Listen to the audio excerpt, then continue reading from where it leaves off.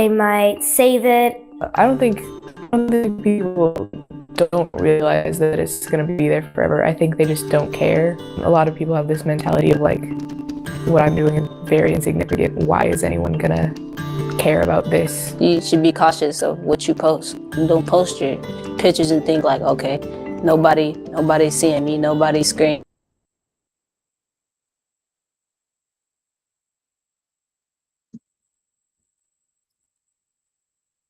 Okay, good evening, good day, everyone, and welcome to another episode of the weekly theme-based discussion, which is the TBD hosted by Everything Literature Ltd. My name is Olamide Popola. I hope you can hear me. I would just like to confirm from Mr. Olawale. If you can hear me, and the I can. I can. Thank you very much. While we're waiting for others to join, time is of essence. So today's dialogue explores, a pressing question in our digital age: digital voice as against authentic voice, speaking without being silenced, or should I put it as speaking without feeling like you're still being silenced? We live in a world where we're flooded with content, opinions, and algorithm. How do educators and learners preserve originality, clarity, and truth? How do we use digital platforms to amplify our voices without losing depth, values, and identity? Hopefully, our panel of educators can join us to share practical insights, experiences that they've lived in, and strategies for maintaining authenticity while navigating the digital space.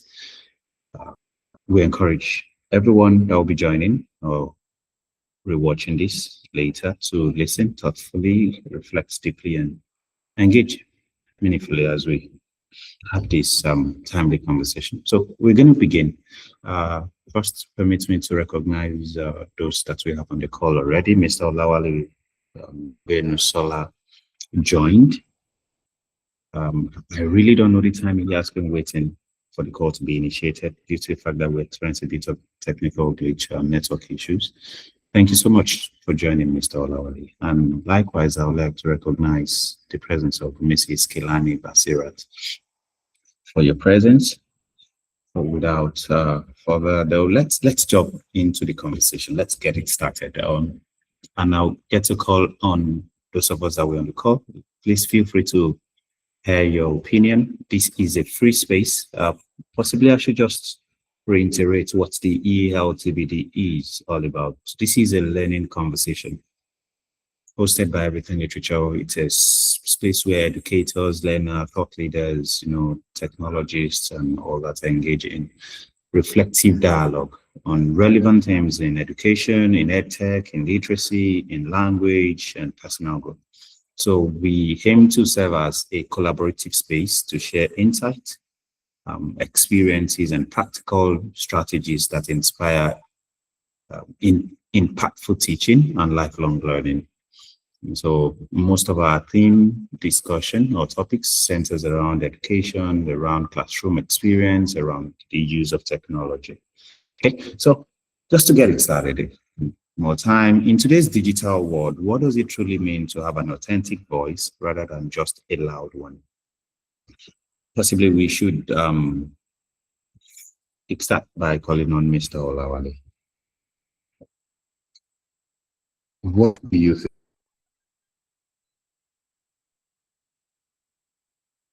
think about this? What do you think it means to have an authentic voice rather than just a loud one? Sorry, I didn't get a question. Hello? Can you see can you see what is being displayed on the screen? Okay. Please? Hello. Can you hear me? Okay. Yes. So you seek my opinion, right? Yes, yes. Hello? This is not this is a space where we're meant to just deliberate together. So it's not like maybe someone is the keynote speaker and is the almighty in the classroom. You get now. This is Oh, just a space for every one of us to share our opinion. okay. Can you hear me now? Yes, we can hear you, Mr. Lowry. All right. I'm gonna start with looking at in today's world, there are a lot of content, digital world. Let us look at the digital world and not the physical world where we can see ourselves, touch, hug ourselves. Looking at digital world, there are a lot of people claiming to be content creators, a lot of things being chunked out every day, a lot of unnecessary info, false news, original news. Now, looking at what does it really mean to have an authentic voice rather than a loud one? Now, in today's world, if one is not careful, you might lose your way because what is out there is the false voice, the loud, the noisemakers, rather than people that have valuable content to share with people. And having an authentic voice in Nigeria perspective, in Nigeria as a country, um, people tend to not to believe the authentic voice. They rather follow the loud fame because of the crowd, because of likes, because of comments. They don't care sense or not as far as your info or whatever content you are chalking out goes with their mindset or with what they go with it. So now you having an authentic voice, you are going to have a big problem in having having a say in the same lane with the loud ones, with the noisemakers. It's going to be um it's going to be a very big issue on how you are going to space yourself between the noisemakers and you, the authentic value content creator. Thank you. Yeah, thank you so much, Mr. Olawale. So if I get you right, to just put it into perspective, having an authentic voice has to do with people who get to speak from an informed conviction and lived experience. That is, they are not just with the aim of volume and frequency or trying to seek attention, but to actually put out impact and truth. You know, we live in a world whereby most things have been commercialized. The more you put out content on TikTok, no, let's start with YouTube because YouTube happens to be the one who started it all first. The more you put out content, the more the likes, the more the comments. There's a click rate, which is please do not forget to like, comment, and share. On Instagram and all that. The more you have your content rolled out, the more you are likely to make more money. And it now seems as if we have a lot of people just pushing out content, all in the name of, should we say, chasing the cloud, instead of actually putting out impact and truth. Okay, and thank you so much, Mr. Olawale, for your contribution on that. We really intend to cover as much as we can this evening. So how do we define digital noise? How does constant online content and algorithm contribute to digital noise, especially for educators and learners? Taking a for instance, much as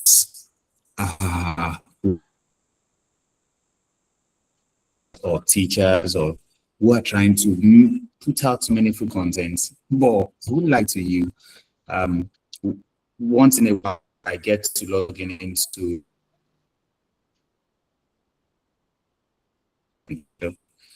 when you log into TikTok, it just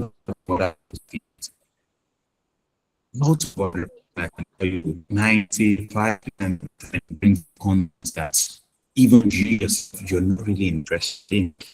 have to put out that is only algorithm pushes forward in terms of it has more likes, it has more comments, and all of that. But we as educators and learners to ensure that this does not take over us. Now, let's move to the aspect of voice and visibility. Is visibility online the same as being heard? How can meaningful voices avoid being lost in the crowd? I just cite an instance of how TikTok algorithm works now, and YouTube is there, Instagram is there. So how can we ensure that we cannot stop it? We don't have control over it. In fact, the algorithm that has been put in place by some of these tech companies, they don't have total control over it. The more you push content, the more people can like your content, and the better for you. But we live in a world whereby not even to delve into the aspect of character development and all that, but in terms of quality of information and knowledge, how do we ensure that visibility online is not the same as being heard? And at the same time, if you decide not to be visible online, how do we ensure that meaningful voices avoid being lost in the crowd?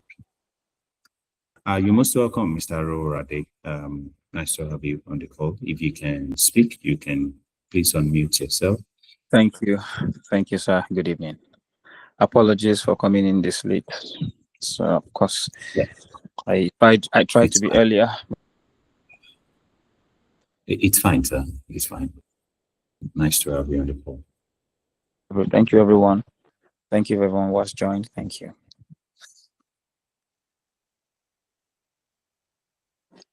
Okay. Okay. Do you want me to respond to that question? Yes.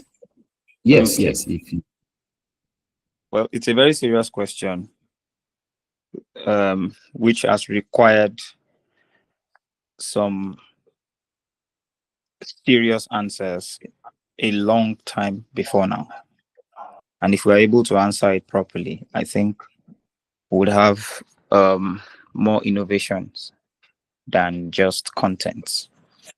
So online visibility, let me state, is not the same as being heard. Okay. Visibility is merely being present or seen online. So you're getting impressions, you're getting views. If you post anything on LinkedIn, LinkedIn will tell you the total amount of impressions that you have gained.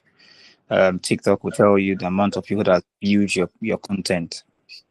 However, being heard implies that your message resonates, your message is understood, and it generates critical and quality engagement. Permit me to use quality.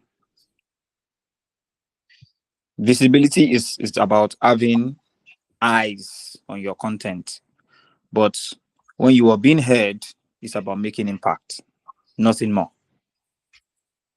And to avoid being lost in the crowd, meaningful voices must transition from simply showing up to creating resonance through strategic posts, quality, and planned contents. All right. And I would say that meaningful voices can avoid being lost in these following ways. First of all, prioritize clarity over volume. This is the time we need to prioritize clarity over just making a lot of noise online. People do a lot of things. Can you ask questions? Can you see the specific needs of people? Can you look for a defined audience and project a targeted message that meets the direct needs of these people?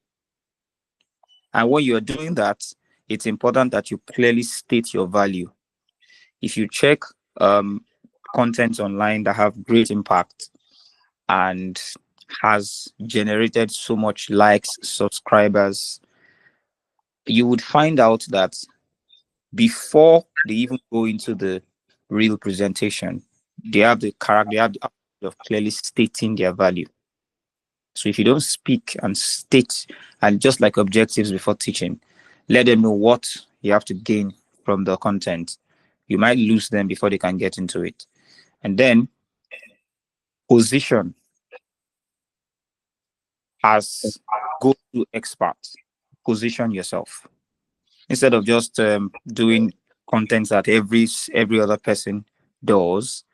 Why not put yourself in that position of a consultant, someone? Why don't you see yourself beyond just creating something?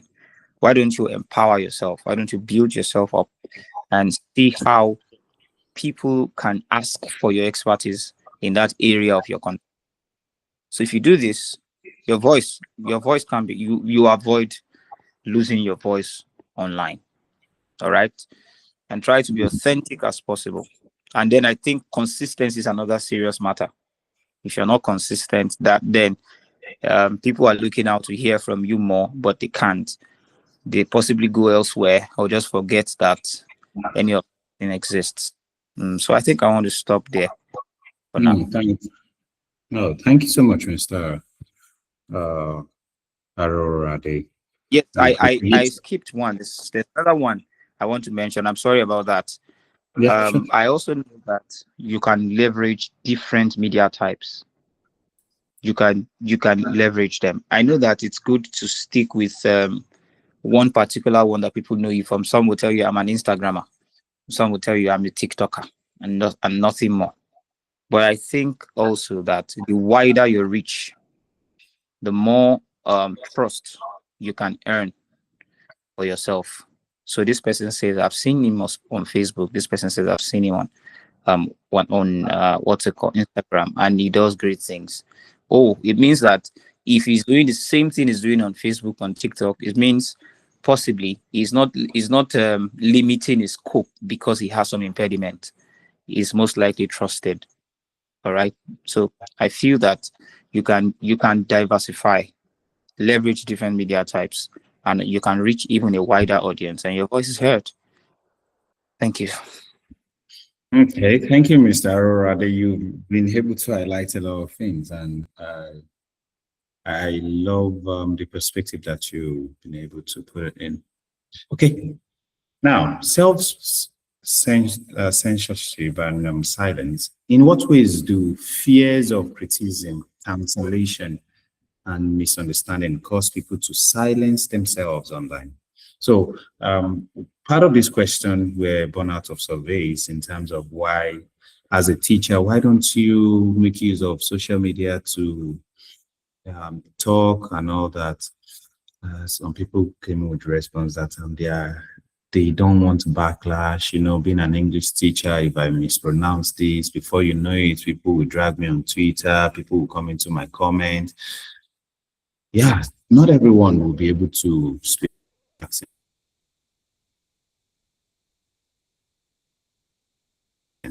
and all that. So, but the fear of critique, cancellation, and misunderstanding of being misunderstood has made a lot of people who, values, who have come, feel like, hello, that space is not for me. I think it's just better I stay off. And is there really a word of encouragement that can be said, or is there a different way they can do it? One strategy coming to my mind right now is that we have different ways of creating content. There is the faceless. There is the one whereby you get to show your face. I think people get to trust you more when you show your face. But at the same time, you can decide not to show your face if you feel like, okay, when people can put the face to the name or the name to the face, then you may be tagged or you may be dragged and all that. But people can be encouraged to start faceless content in one way.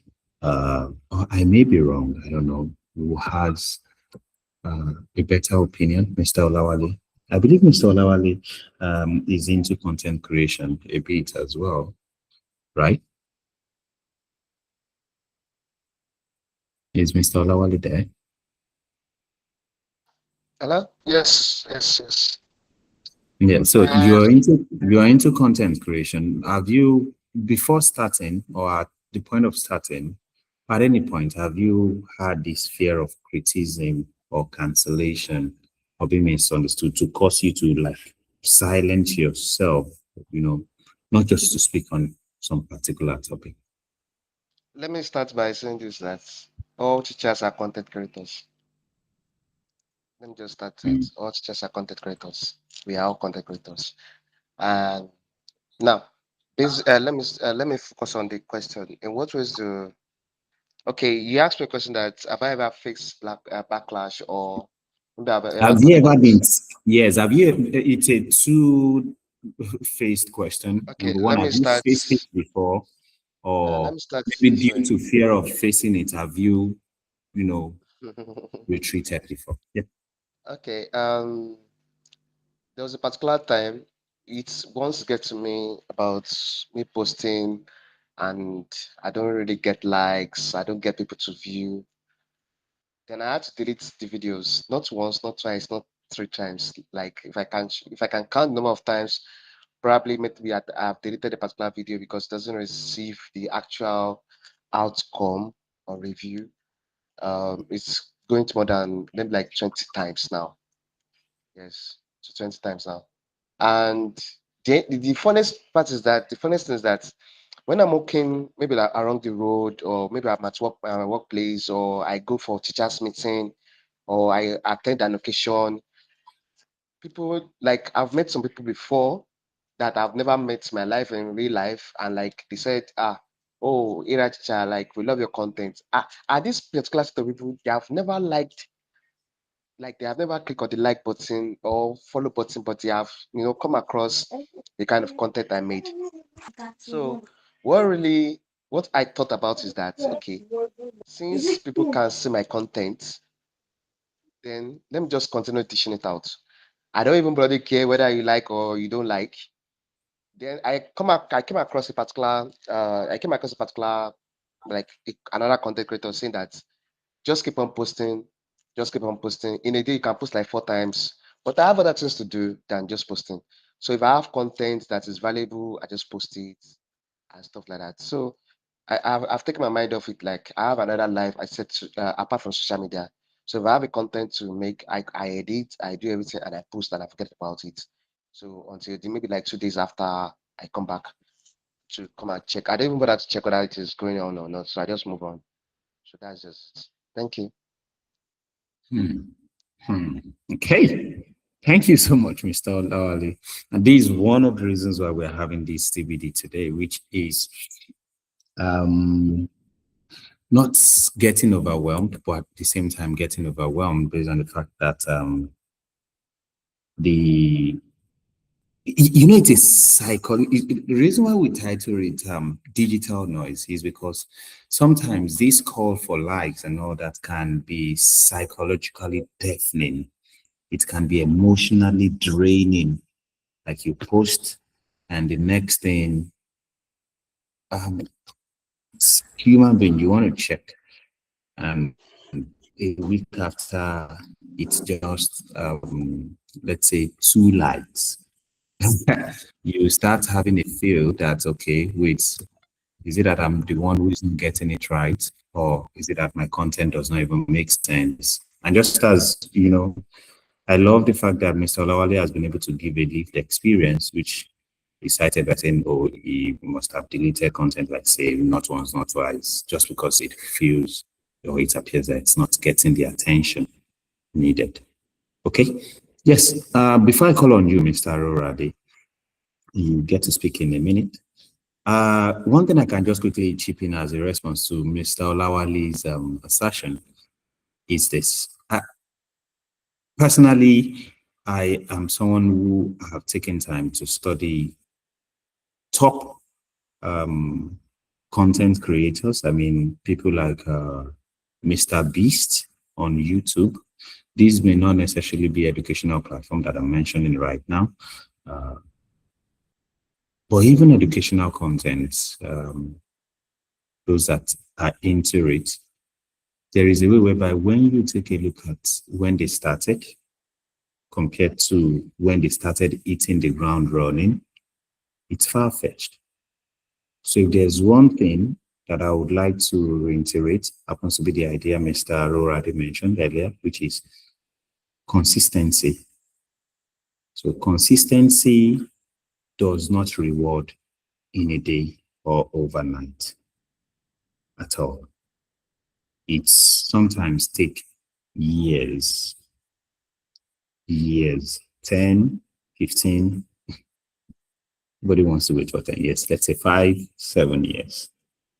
And you still be consistent. And before you know it, within that time, it's just going to be like, these people that are just liking now, these people that are following, where have you been all this while? I almost gave up. I almost just canceled everything. Okay, Mr. Arora, over to you, please.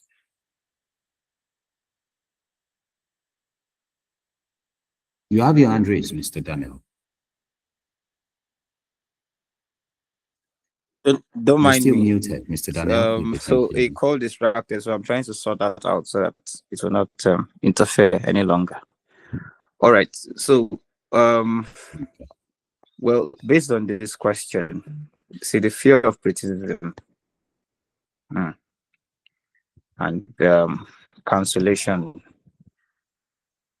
It's important we know that research has even shown it that about 40% of Nigerian internet users avoid posting about specific topics, especially politics, due to the fear of arrest, while 65% of media professionals practice self-censorship just to avoid reprisals. Now, these studies are not just facts or numbers, they are real.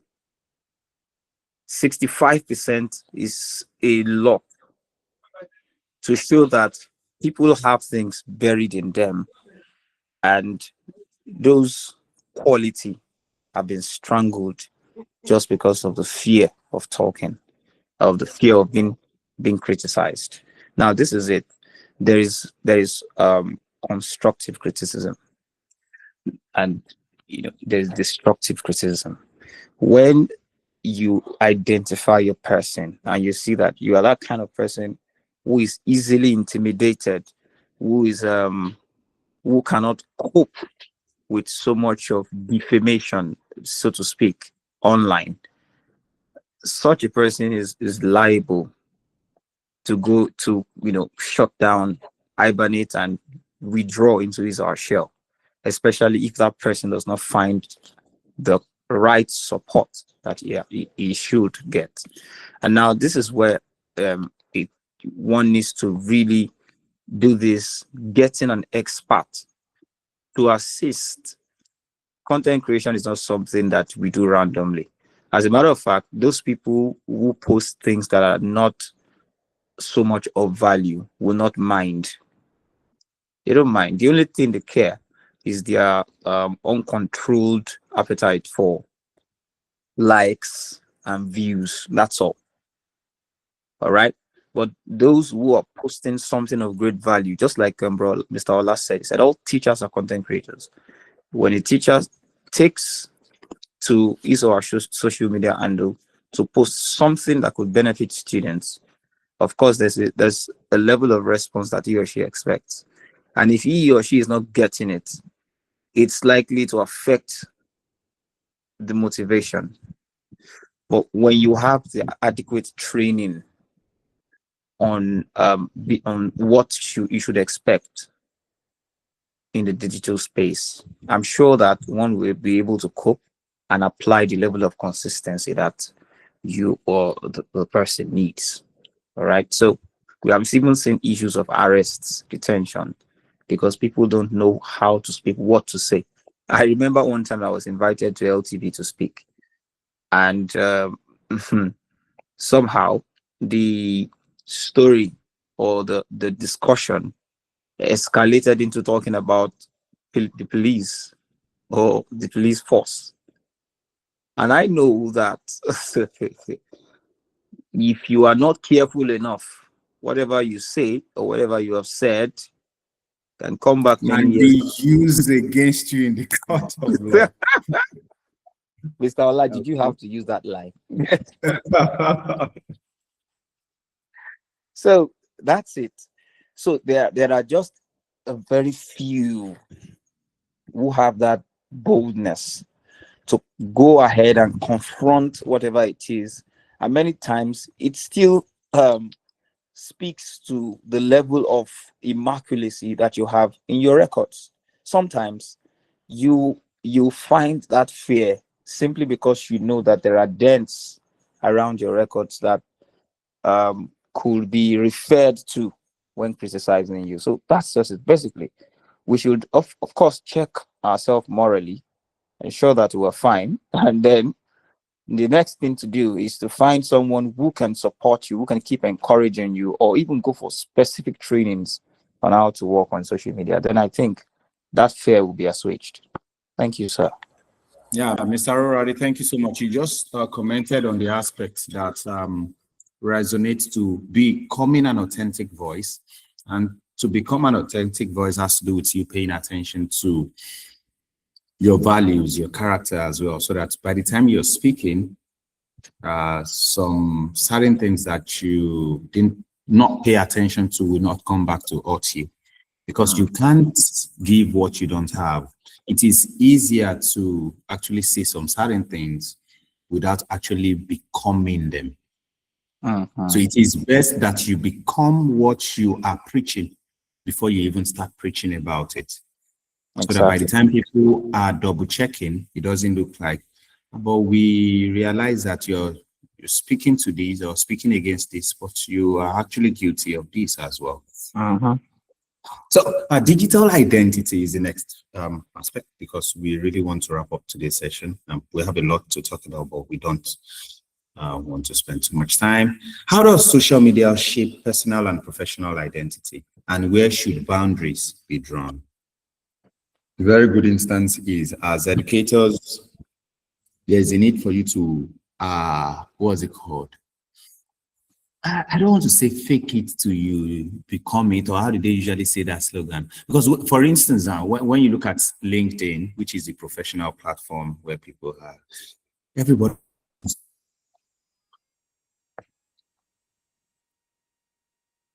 to have a perfect life on LinkedIn. It is that everybody is just, it looks like everybody is making impact.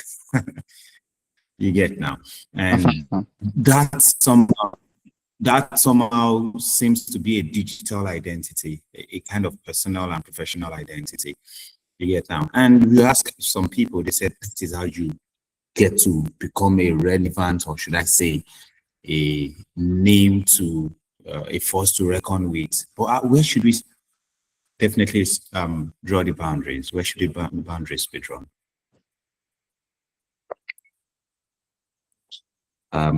If Miss Eileen or Nadero, thank you for joining. Hopefully you have something to say in respect to this. If you have, you can unmute yourself, please. Oh, Mr. Rurale, do you have something to quickly check in? Okay, this is another question that has long been unanswered, and we hope that we can throw light to this today. Okay. How does social media shape personal and professional identity, and where should the boundaries be drawn? I think the part B is of more concern to me than the part A. Well, social media shapes personal and professional identity by, acting as a digital mirror. Permit me to use that because I'm a literature person, and I know that when you write things, it's literature because it mirrors life. And it acts as that digital mirror that filters or frames, and even optimizes a user's presentation, and of course for public consumption. Now, apart from the fact that it allows for experimentation and self-expression, as it were, it's frequently fosters a kind of contrast, because you are trying to present one aspect of yourself, all right, that is not the real you online. So it's a very dicey matter that you should know where the boundaries should be drawn. Now, I'll say this: you go online now, you see a lot of things. You see some young people dancing on social media. No sound, no voice from their mouth, no personal sounds, music beneath, but they are dancing, or should I say twerking. Now, this is because they have found some other people twerk and have gotten likes. All right. Now, is this also voice? We are asking ourselves this. See people trying to sell their materials, sell their goods online, do advertisement, do some content for that, and just post it the same way. Now, the question is, to what extent do they go, or what extent do they go to get this done? Sometimes some of them put out their personal information and tell stories that really should be private, just in the bid to get people to listen, just in the bid to get people to hear, to validate. That's excessive craving for validation. Gets them to do some things that they are not supposed to do. And by the time comments begin to roll in, some of the things you read or hear actually affects their self-esteem. And that's why you see people go very wild on social media. Content creation. We need to redefine it. We should have a boundary. What are the values that you even have personally? What are the things you have set for yourself? Do you respond to everyone? I've seen social media handles, especially for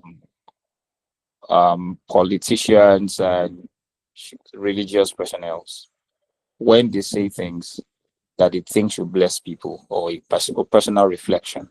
You see comments beneath. They hardly reply those comments that are as perceived defamous. They hardly reply them. I think that's a value set for themselves, not to respond to things that are defamous in nature, things that are denigatory. Then what are other values that you have set? Okay, I post nothing about my children. I will not use my students as a teacher. I will not use the personal stories of my students as content, because it could affect them later. There are values, there are boundaries you should set. Those things are non-negotiable, especially if what you're looking for is real-time impact. All right. So you must identify yourself. You must have a kind of brand for yourself. And then, of course, you must choose your personal identity over your self-worth, your self-esteem over validation. That's what I have to say about that.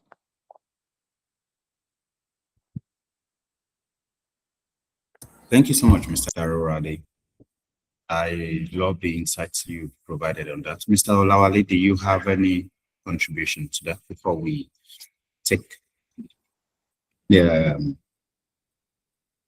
question on critical thinking and virality? Is Mr. Olawale there? Yeah, I'm here. I'm here. Yeah, do you have anything to chip in, please? If our previous speaker, I don't know his name, he has really gone in Mr. depth to, Arorade. yes, he has gone in depth to really answer the key the key questions that we need to ask ourselves because sorry, because the what is Bless the you. let us ask ourselves this question. What is the essence of being a content creator? Why are you claiming to be a content creator? Of what value are you calling yourself to be a content creator? Whether you're a teacher, whether you're a carpenter, anybody, as far as you're online, what value do you offer? What do you want people to see you for? Are you out here to look for fame, to look for money, or to influence people positively so that they can have a positive impact in the environment, in our immediate community? Now, majority of whosoever they call themselves content creators, let us look at like it is quite disheartening. Quite disheartening. I was on my TikTok space, just as he said, the Mr. Arulu. Okay, like I was on my TikTok space trying to see whether I can get something valuable. But since it's this weekend, like it is only weekend I have just to check some things. And yeah, may God have mercy. Like our like these so-called future leaders that we claim to be our so-called future leaders, they are just kind of wasting away their time because they are like what I saw is quite disheartening and it's disastrous. What are the parents doing? Being a content creation, you for you to be online to drop something, it goes a long way. The social media, the internet never forgets whatever you drop.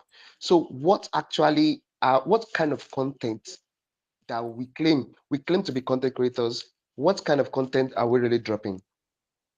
What kind of value do you want people to derive from what you are creating? A lot of people are lost because of whatever they see online.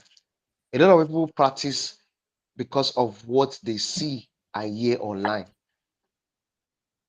The So question we should be asking if, ourselves now is if that we if we take a look how at it, can Lawale, now yes, what you're saying, I think it points directly to this, which has to do with the chase for likes and trends and how has reached depth, originality, and critical thinking. Because people let you know that these that we are talking about, yeah, people go online or make use of social media for different purposes, and we don't have control over it. So each person with their opinion, but it has been observed by so many persons that you need to do the crazy things if you really want to have likes and trends. Just as you can see that some of the things you see online are quite disheartening. We are not after those who um, nonsensical content, quote unquote. We're just after those who are not really interested in such, but at the same time want to use the space to promote the knowledge that they have. How do they ensure that the chase for likes, because it is a psychological boost when you post something and people like it. How do we ensure the chase for these likes, the trends, do not weaken depth, originality, and critical thinking, and not getting to lose of it and say, okay, let's just put this aside. This is what people want. Let me go with the trend. Yes. Now, does Ms. Celine want to comment, or Mrs. Kilani?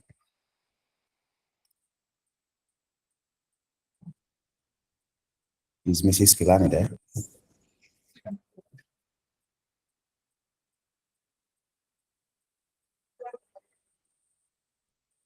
Mrs. Celine, are you there?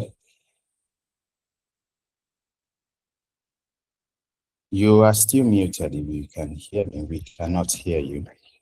Thank you so much, Mr. Paul Chife, for joining. Hopefully you can get to hear out your opinion as we're about rounding off the TBD for today's episode. But I believe you get my point, Mr. Olawale. Are you there?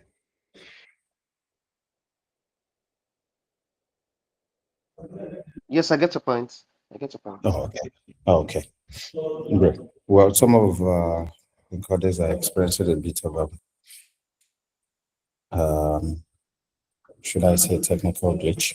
So let's take a look at this so that we can get to wrap up things today, because other questions will really take our time. But we'll definitely get to look at this topic again. In the future of digital education, how do we ensure that voices are not only heard but understood? How do we ensure that voices are not only heard but understood?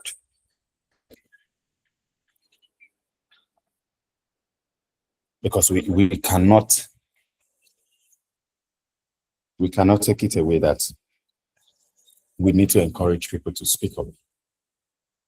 But as we are encouraging them, how do we ensure that they are not saying nonsense? And at the same time, ensure that the voices are not only being heard, but being understood. Yes, let's have your thoughts, Mr. Arora, as we wrap up today's TBD. Are you there?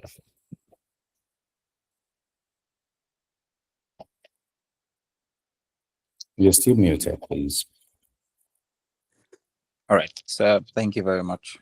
So how do we ensure that voices are not only heard but understood?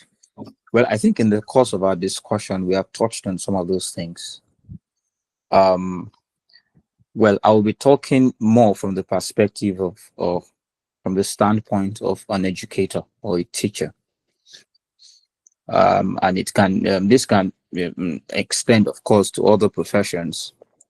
I think the first thing is to identify a specific area of need.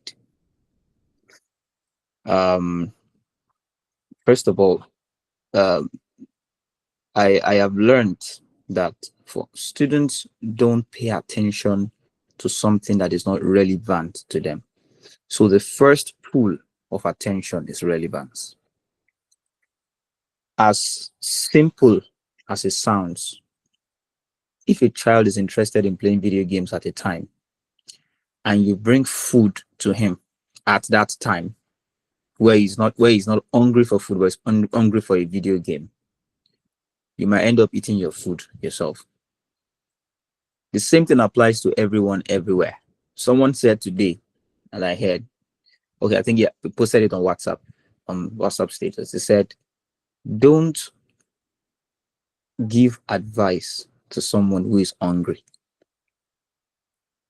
So it means if a person is hungry, what he's expecting is food. If you bring food, you'll be amazed at the level of attention is going to give you when you come with food. Are you getting the idea now? So the first thing I say is get the area of need that you want to address. Be a solution provider. Identify the issue. Is it a moral aspect of life you want to address? Is it educational? Is it business? For instance, look at this woman, Madam Awoshika Uluwa Fumio. So she's doing a lot online. She's putting out contents to help people who do not have quality access or even best practices in trading and investing, all kinds of investments. All right. So our content has identified that gap and she wants to, prefer a solution to it. And she's doing really great with it. She's not only a woman of God now, she's also a mogul in the business world, just with these things. Now, after that, the next most important thing is identify the resources that fit or that suits what you want to achieve. You know the problem. Now, what are the resources that you want to use? What resources would you deploy to address this, perfectly? The resources are so important. You must have a plan. You must have a content plan. You must have a design, a specific design. You don't just take off like a tornado because people said you need to be posting. The quality of your post can also determine how much people interact with your page, interact with your content. Now, after finding out that perfect plan, finding out the content, the next thing is to, of course, place value, place a brand, like brand your content. Let it be known that this is you. When you appear, let us know that this is you. You have that peculiarity, that uniqueness that stands you out. All right. Don't try to be like some other persons. Let it be you. So in that way, you are not just only being heard. When you appear, they know what is coming. They know the type of content they should expect from you. Now, and this cuts across all professions, even if it's comedy. There's a way comedy helps too. Comedy is not useless. Comedy sometimes help relieve mental stress. There's a lot research has to say about that. Now, back to what I was saying. Then, so that you will not be like a cymbal, just a sounding cymbal, but something that has something to offer. Then the next thing to do is let your work be richly explained. Let it be richly understood. As a teacher, you know that you might not be able to explain only by words. So what measure or what method do you want to put out? Are you trying to teach verb phrase? Are you trying to explain clauses and phrases? You know it will never be enough for you to keep talking. Your viewers need to see what you're saying. They need to be able to interact concretely with what you're saying. So when you talk, you also make provisions for something graphic for them to see as you talk, and then they can interact better and understand better. For those people who teach mathematics, if you go through Khan Academy, you will fall in love with most of their production, because you see how they solve maths, you see how they teach any subject as though they're interacting with a real life student. So identify your audience and then know the kind of the strategy that, or the method that best presents your content to them, and that helps them to interact better with your content. And beyond that, be ready to be ready to engage. The clarity is so important. If people come around to say they don't understand a certain part of what you have said, please be open to criticism. Then be ready to answer questions. Be ready to provide. Don't be quick to say, what is this person trying to heckle me or something? Be ready to receive and accept criticism. Reviews are part of success. Reviews are a major ingredient to moving ahead and forging ahead and getting quality. So as a content creator, you must have all of these things. When you do this, then you are understood rather than heard, and people want to interact with you better. Thank you.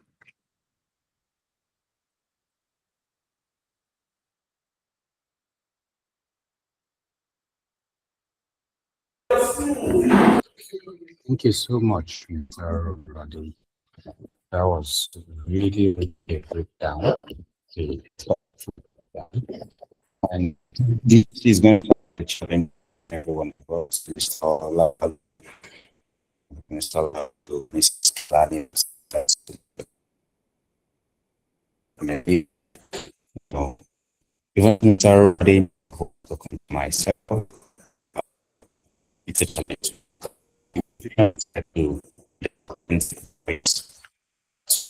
We have a generation, coding sometimes your mind and as well. Teachers, you won't get it perfect all at once. Your will not be well right now.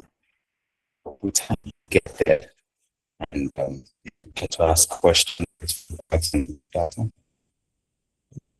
and interest. TBD will be a language and identity. This month we have it's another language coming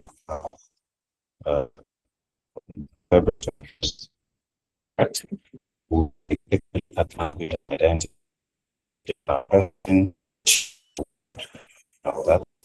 thought of enjoying all because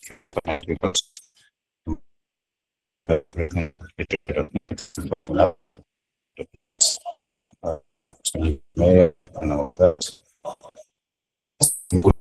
It's each and every one of us to